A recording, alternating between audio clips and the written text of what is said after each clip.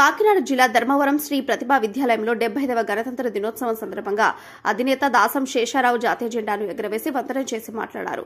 విద్యార్థులకి 75వ గణతంత్ర దినోత్సవ శుభాకాంక్షలు తెలియజేసి స్వాతంత్ర సమరయోధుల ఆశయాలకు అనుగుణంగా ప్రతి ఒక్కరూ నడుచుకోవాలని కోరారు. అనంతరం హెచ్ఎం సత్యనారాయణ, ఏవో నాగేశ్వరరావు, ఉపాధ్యాయులు విద్యార్థులు గణతంత్ర దినోత్సవం గురించి తెలియజేశారు. విద్యార్థులు నందిని మరియు నవ్య ప్రదర్శించిన సాంస్కృతిక కార్యక్రమాలు, క్లాసికల్ డాన్స్ అందరినీ ఆకట్టుకున్నాయి.